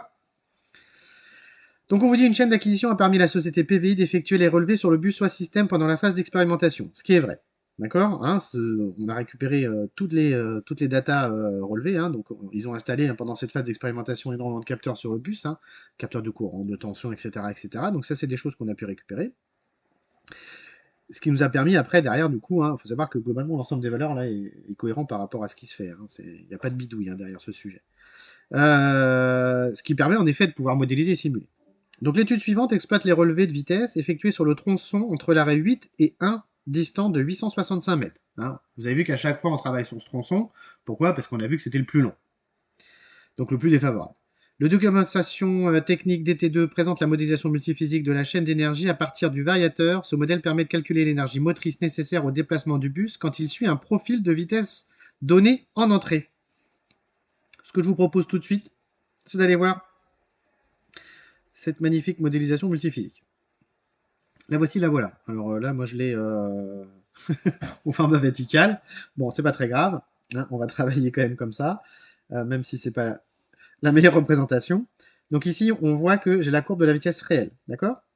Donc ici, qu'est-ce qui se passe? On a récupéré la courbe réelle de la vitesse. Hein, pourquoi? Parce qu'il y avait un capteur de vitesse hein, sur le bus. Hein, et du coup, on l'injecte dans mon modèle. Je retrouve quoi comme élément dans ce modèle? On va avancer un petit peu. Je vais retrouver le variateur de vitesse, mon convertisseur électromécanique, c'est-à-dire mon moteur, le réducteur, système de roue, ici un capteur de force, la masse du bus, capteur de vitesse, ok. Bon, des choses assez simples hein, que vous avez l'habitude de croiser quand même. Ensuite, qu'est-ce que j'ai ici? Qu'est-ce qui rentre sur l'arrière de mon modèle? Alors là, on voit pas très bien, mais j'ai un idéal force source, c'est-à-dire j'ai une source d'effort idéal. Qu'est-ce que je rentre derrière? La résultante des efforts résistants. D'accord? C'est-à-dire l'effort de traînée et la résistance au roulement. Oui? Ça va ça? Et si vous le regardez, ici là, on vous donne l'effort de traînée. Donc l'effort de traînée est là. K1 multiplié par V1 au carré. D'accord? L'effort de traînée est lié à la vitesse. Et regardez, ici, je vais changer de couleur. À la sortie de mon capteur de vitesse. Je ne sais pas si vous le voyez celui-là, regardez, la vitesse va où? Hop.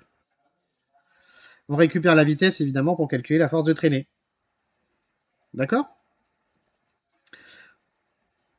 On n'oublie pas de multiplier par moins 1. Pourquoi? Parce qu'on est sur des efforts résistants, d'accord? Pour soustraire évidemment hein, à la force motrice. Ça, c'est côté la résultante des efforts résistants. Euh, Ensuite, si on va sur le haut du modèle, qu'est-ce qu'on a? J'ai une force ici qui arrive, vous le voyez, je récupère ma vitesse ici, et grâce à ça, je vais calculer l'énergie en joules. Bah, la force motrice, là. Hein? Alors, on n'est pas aux roues, là. Hein.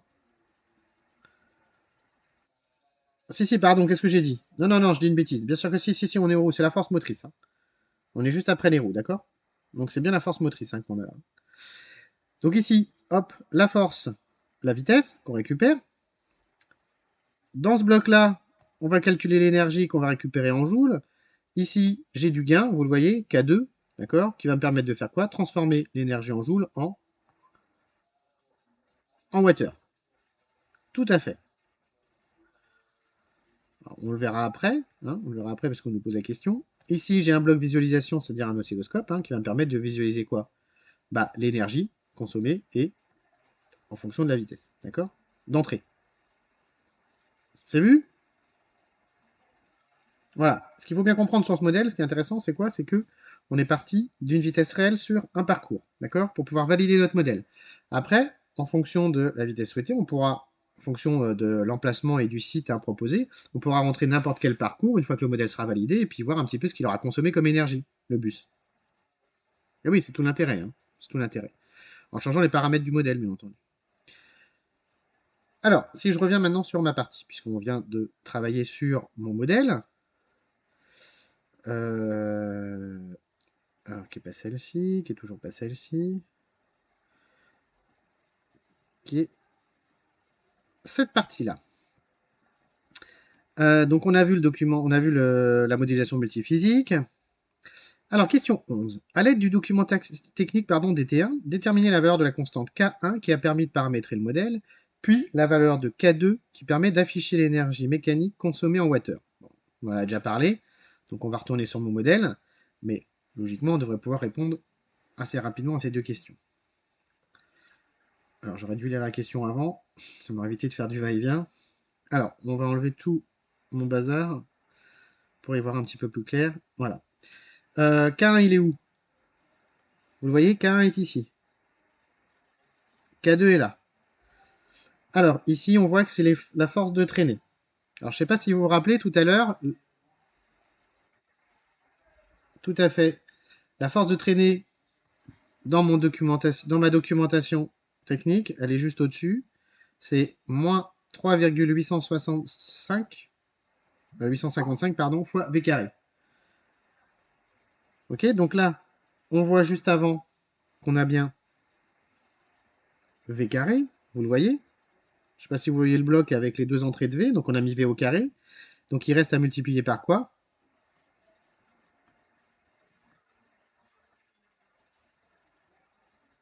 855, c'est ça que j'ai dit? Donc ça veut dire que ce terme-là, c'est quoi? C'est K1. D'accord? Donc K1 est égal à... Alors, pas moins. Hein. Attention, pourquoi? Parce que vous voyez le moins, il est ici. Ouais. 3,855. Voilà à quoi est égal K1. D'accord?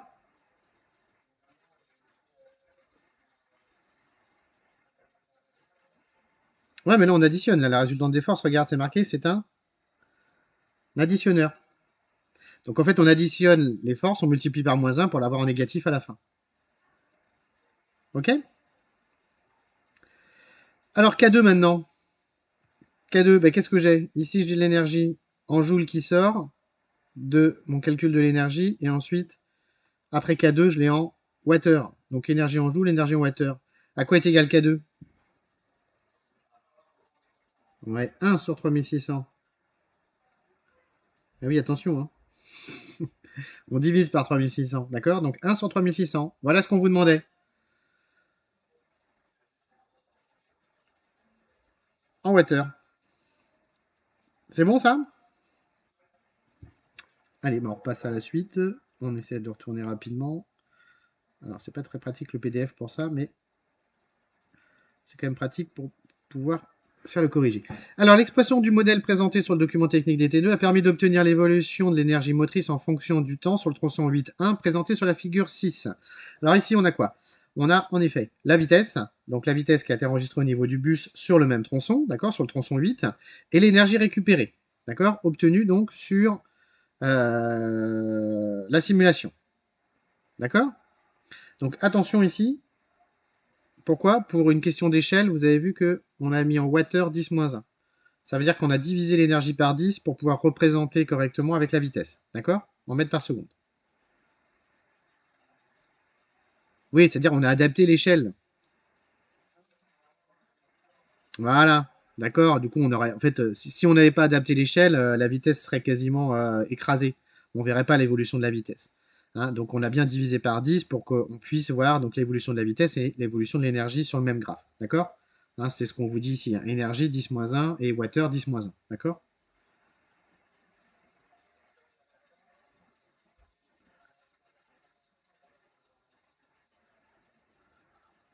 Non, non, ça c'est l'énergie consommée là. Bah oui, c'est l'énergie consommée que la carte représentée là. Attends, on va y venir, on va y venir, on va y venir. On va y venir, Titou, on va y venir. Qu'est-ce qu'on vous demande? Question suivante. Le calcul de l'énergie motrice a été réalisé avec plusieurs blocs regroupés en un seul afin de simplifier la représentation générale du modèle. On rappelle que la valeur de l'énergie est obtenue en calculant l'intégrale de la puissance par rapport au temps. En effet. D'accord? Hein, c'est ce qu'on a fait sur le graphique tout à l'heure, hein, c'est l'intégrale de la puissance. Hein. Oui? Quand on a calculé l'air. C'est un calcul d'intégrale. Je vous rappelle, l'outil de mathématiques et l'intégrale, c'est un calcul d'air, oui. Vous venez de commencer en mathématiques les intégrales? Eh ben c'est bien, comme ça vous saurez à quoi ça sert. Vous l'aurez vu ici. Alors le calcul de l'énergie, pardon, ça je viens de le lire, donc c'est l'intégrale par rapport au temps. Donc on vous donne les blocs qui sont disponibles sous MATLAB. Donc là on vous donne différents blocs. On vous dit bah, le bloc produit, très bien. On vous dit bloc racine, calcule la racine du grandeur. Le bloc intégral, calcule l'intégrale du grandeur par rapport au temps. Et le bloc soustracteur, soustrait une grandeur par rapport à une autre. D'accord? Et nous, ce qu'on veut savoir, c'est comment on a fait à partir de ça pour calculer l'énergie en utilisant ces différents blocs. Alors, identifier la grandeur de flux et la grandeur d'effort, ainsi que leurs unités, à l'entrée du bloc. Calcul de l'énergie.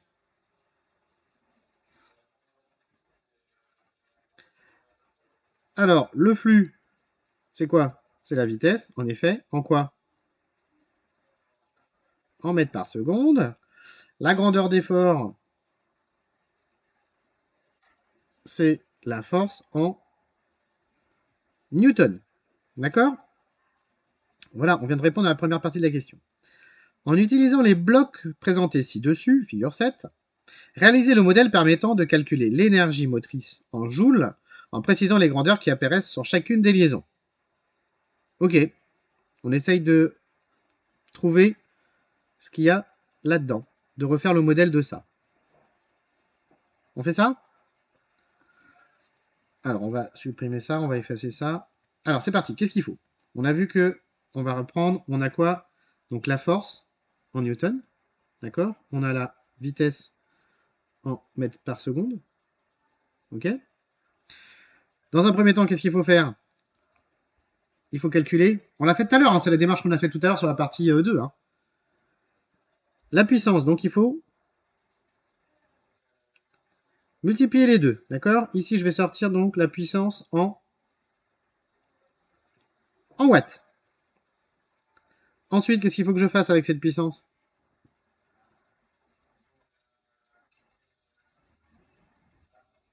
En effet, on fait l'intégrale de la puissance par rapport à quoi? Par rapport au temps, et qu'est-ce que j'obtiens? J'obtiens l'énergie en joules, sachant que le temps ici est en secondes.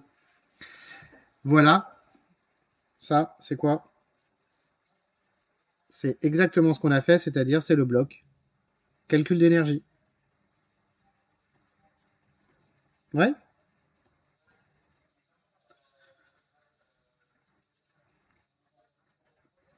Alors l'intégrale sous le MATLAB, il intègre toujours par rapport au temps. Hein, d'accord? Pourquoi? Parce que sa variable de simulation sera toujours le temps sur les modèles de simulation. D'accord? Donc lui, qu'est-ce qu'il fait? Il prend l'intégrale, il calcule l'intégrale de P en fonction du temps. D'accord? C'est-à-dire qu'il calcule quoi? Il calcule ce qu'on a fait tout à l'heure. C'est-à-dire qu'il calcule l'air sous la courbe de la puissance par rapport au temps. D'accord? Oui, alors après, lui, il va interpoler sur différents points pour calculer l'intégrale, bien entendu. Oui.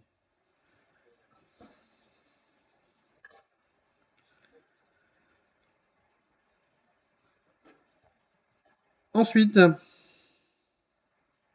eh ben c'est fait. Réaliser le modèle, on vient de le faire. Donc ça, c'est ce qu'on vous demandait. C'est fait. D'accord, on a bien précisé les grandeurs, hein. En exploitant la figure 6, justifiez que le modèle multiphysique intègre bien la récupération d'énergie en phase de freinage. Ah, alors, on y va. Alors, ici j'ai le modèle de vitesse.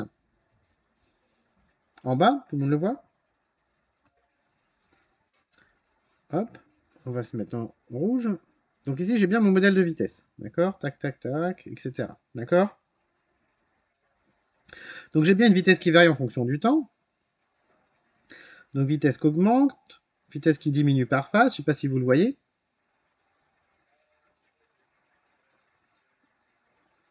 Oui, tout le monde le voit. Et ensuite j'ai l'énergie. Par exemple, si je regarde la phase finale, ici là, hop, on voit que la vitesse est tombée à 0 sur cette partie-là, par exemple. Je ne sais pas si vous la voyez là. Et on voit que l'énergie consommée est restée, elle, constante. Ouais? Exactement, si on n'avait pas de récupération d'énergie, l'énergie ferait commenter, en effet. D'accord? C'est-à-dire qu'on consommerait les efforts résistants, mais à aucun moment l'énergie pourrait diminuer, bien entendu. Qu'est-ce qui va permettre de diminuer, justement, cette énergie? C'est la récupération d'énergie. C'est-à-dire que quand le bus va se mettre à freiner, d'accord, et que la vitesse, elle, va diminuer. D'accord? Donc on est dans les phases de récupération d'énergie. Oui? Voilà comment on peut démontrer que on intègre bien la récupération d'énergie dans notre système, dans notre modèle multivisique, c'est-à-dire dans la simulation. Ouais? Ah oui, vous rédigez, hein, ce que je viens de dire, vous rédigez, hein. Hein, c'est tout ce qu'on vous demande, là, c'est de le rédiger, c'est que vous soyez capable, hein, d'interpréter les deux graphes ici, c'est-à-dire l'énergie et la vitesse, et que de voir en effet que en phase de décélération, c'est-à-dire que la vitesse va diminuer.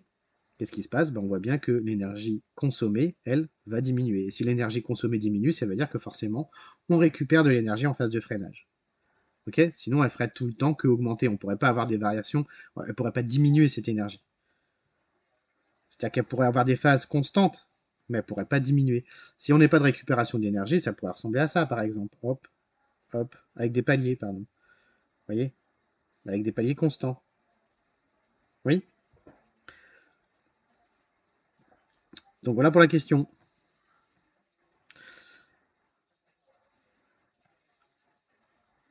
Question 14. Alors, on va peut-être lire le texte avant.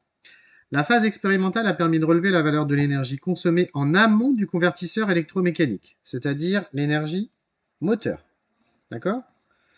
Donc là, on est sur l'énergie moteur. Ça, la phase expérimentale, hein, c'est ce que je dis, hein, ce sont tous les capteurs qui étaient intégrés au bus, hein, pendant sa phase expérimentale sur l'aéroport de Nice. Et donc sur le parcours, ici, on a pu donc récupérer donc l'énergie moteur.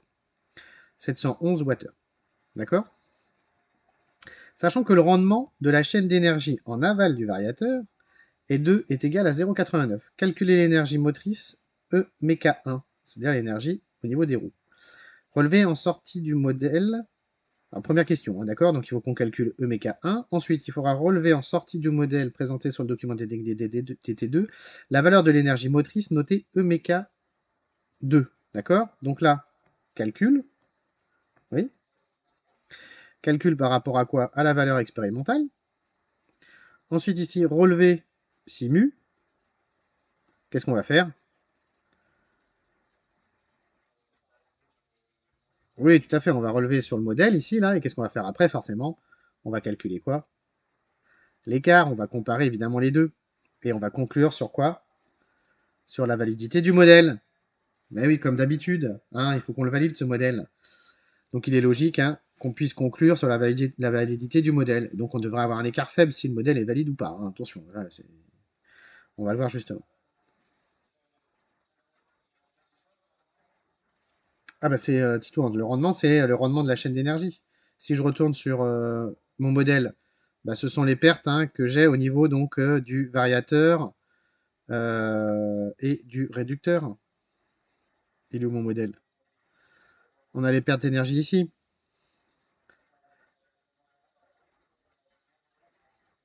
Là, ici, ce sont les pertes, bah, directement la roue.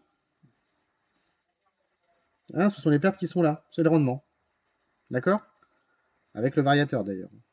Non, on est où là? Au moteur, pardon. Non, ce sont les pertes qui sont là. Attendez, j'ai tellement de bazar que je vais essayer d'enlever tout ça. Ah non, je peux pas. Il faudrait que j'efface tout. C'est pas grave. Je change de couleur. D'accord? Là, l'énergie moteur, elle est ici. D'accord? Donc ça, c'est ce qu'on nous donne. C'est ce qu'on a relevé. D'accord? Moi, ce qui m'intéresse maintenant, c'est de récupérer ce qu'on a ici. C'est énergie méca 1. D'accord? Tout à fait. Le rendement, c'est ici. Rendement égale 0,89. Ok? Ah non, c'est pas du tout compliqué. J'ai pas dit. Je n'ai jamais dit ça.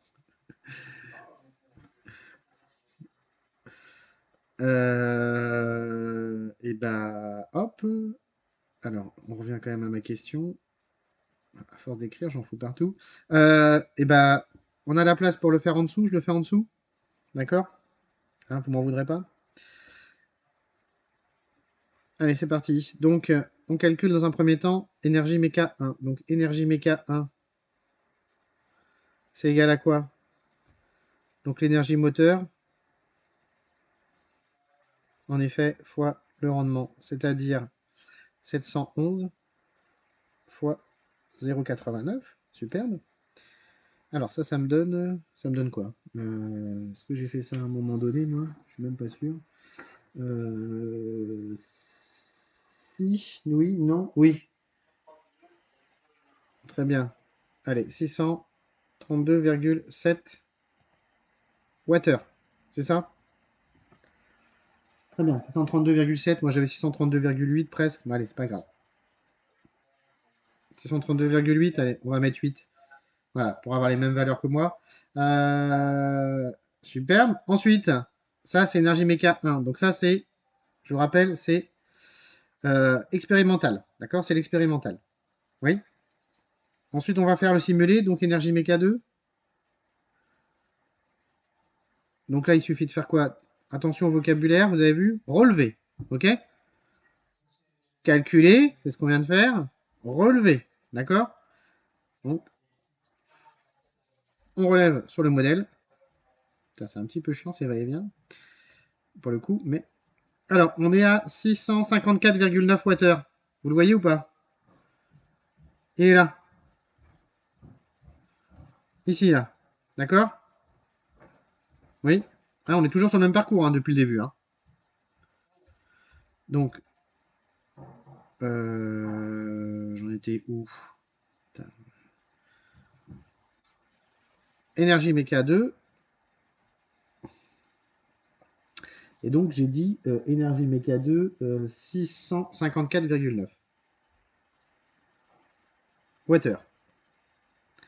Ok, donc ça c'est fait. On vient de relever sur mon modèle. Ensuite, comparer énergie méca 1 et énergie méca 2. Qu'est-ce qu'on va faire? Comparaison, on va calculer l'écart. D'accord? Alors, on va prendre quoi comme référence? Ouais, bien sûr, on va pouvoir prendre hein, la partie quoi?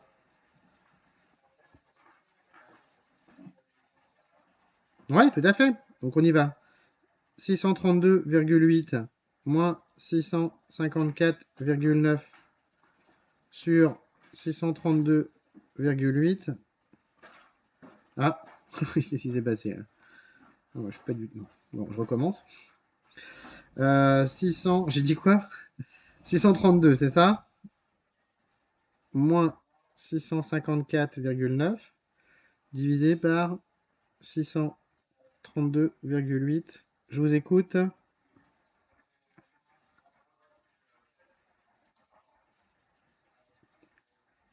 Moins 3,5%. Ok, très bien. Conclure. Si tu rentres, tu nous dis c'est correct.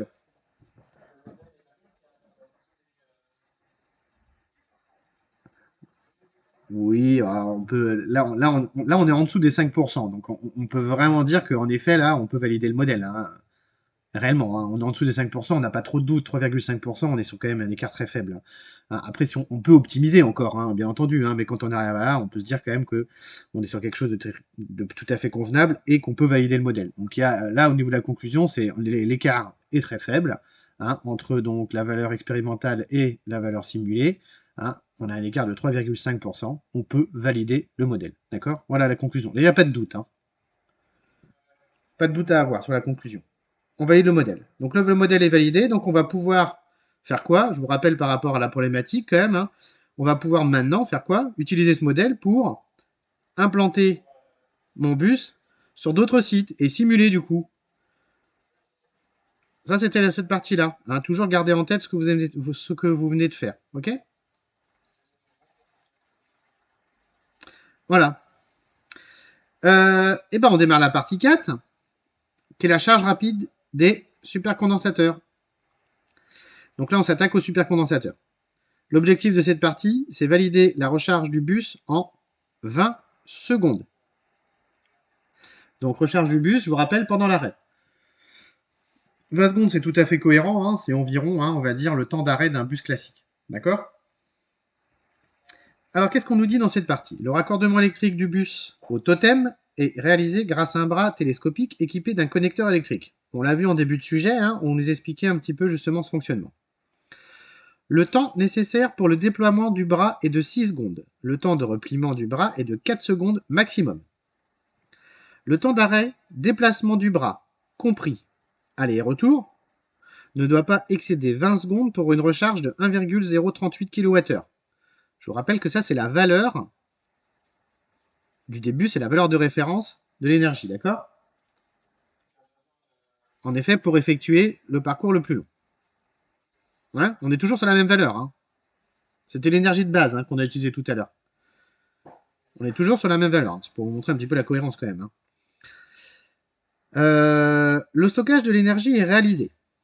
Alors, dans un premier temps, côté bus, par une association en dérivation de 3 branches constituées chacune de 16 modules de supercondensateurs raccordés en série.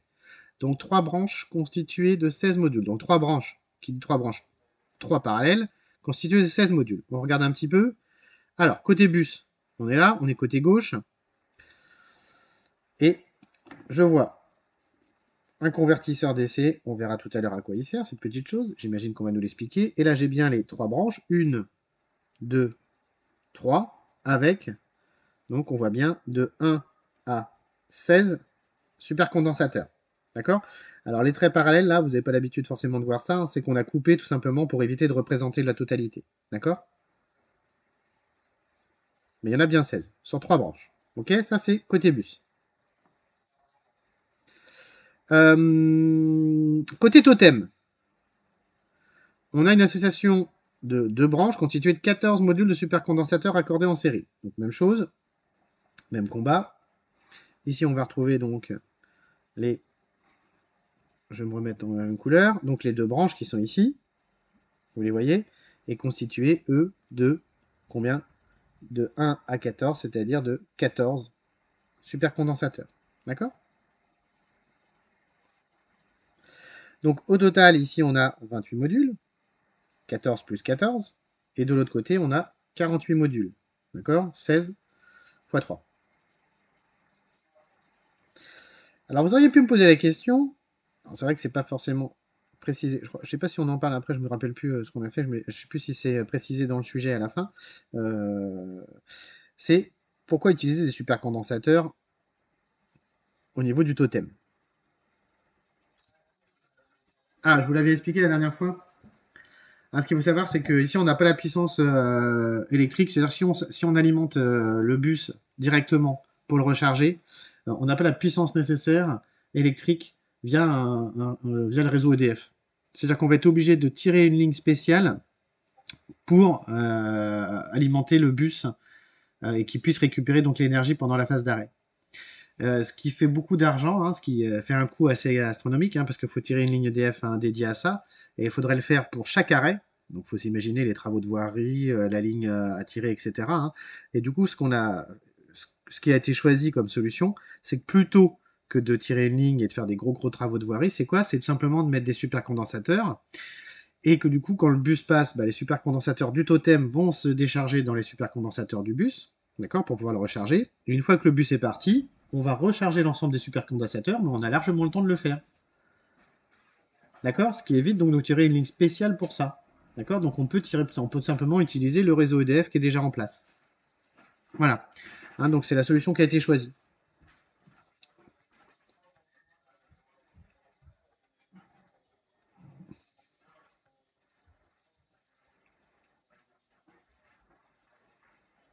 Ah, parce que là, ça dépend quand est-ce que tu vas se mettre en charge ou pas. Bah, là, ici, pour l'instant, tu as ton bras télescopique qui va se connecter, puis après, tu as la mise en charge. Oui, tout à fait. Le bras télescopique, c'est juste le support. Hein. Lui, c'est la connectique, d'accord? Une fois que c'est connecté, après, tu mets en charge. Donc, c'est les contacteurs que tu vois là.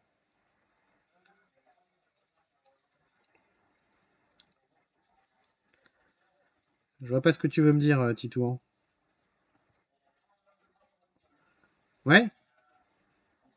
Ah, tout coup pour I2? Oui, mais parce que regarde, ils sont reliés en bas. Je sais pas si tu le vois, t'as la masse, hein, et t'as les symboles ici, là. C'est pour éviter de surcharger le schéma électrique. Tu les vois? Et le dernier, c'est la Terre, hein, c'est qu'on fait un reliage à la Terre. Hein, obligatoire. Oui, bah, on est sur des puissances assez énormes. Hein, je sais pas si t'as vu, mais. Bon. Donc voilà, c'est tout. Hein, c'est juste la représentation simplifiée hein, du schéma. D'autres questions là-dessus? Non, c'est bon? Donc on vous dit ici quand même, pour finir sur le schéma, on vous dit qu'un module vaut 165 farads sous 48 volts, et ici, côté bus, hein, et là côté totem, un module c'est 150 farads avec une tension de 54 volts. Question 15. Déterminer le temps maximal disponible pour effectuer le transfert d'énergie du côté totem vers le côté du bus.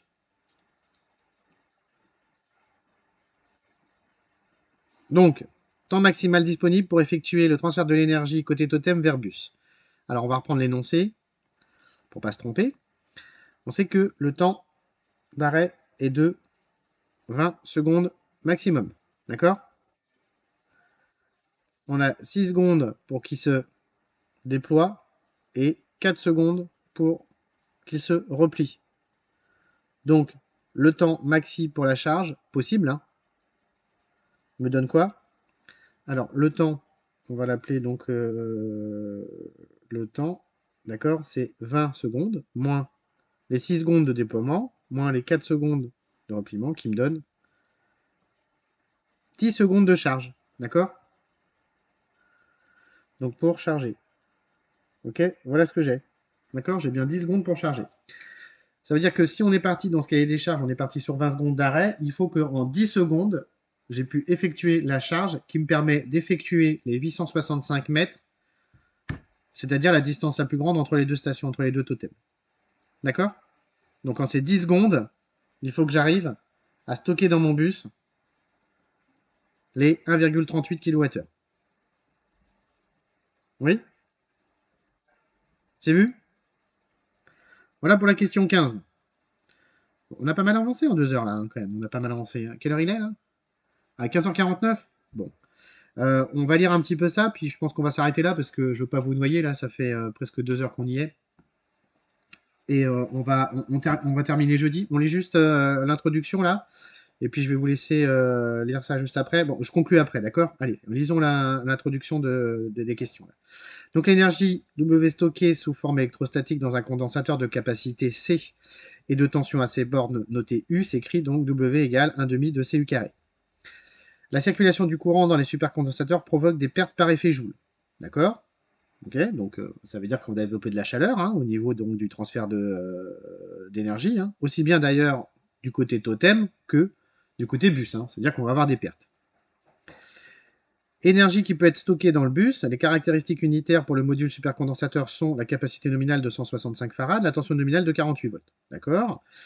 Question 16. Calculer la variation oméga max moins, enfin W max, pardon, moins W mini de l'énergie stockée dans un module de 165 farad lorsque la tension à ces bornes varie de 50% à 100% de sa tension nominale. On est sur 48 volts, d'accord?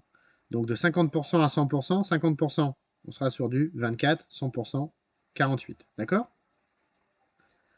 Et ensuite, il faudra calculer l'énergie totale correspondant aux 48 modules embarqués dans le bus. Pourquoi? Parce que là, on n'est que sur un module, d'accord? Et on a 48 modules dans le bus, hein. Et donc, on exprimera le résultat en wattheures. Ok? Voilà ce qu'on va nous demander. Donc là, c'est juste une application de formule, en faisant attention, évidemment, hein, aux différentes valeurs numériques à utiliser. Titouan, tu avais une question. C'est la capacité du condensateur, Efra. Ah, et c'est dédié au condensateur, en effet. Hein, c'est sa caractéristique technique propre. C'est la capacité. Voilà, je coupe la vidéo, puis on fait la synthèse du cours ensemble avant de reprendre jeudi.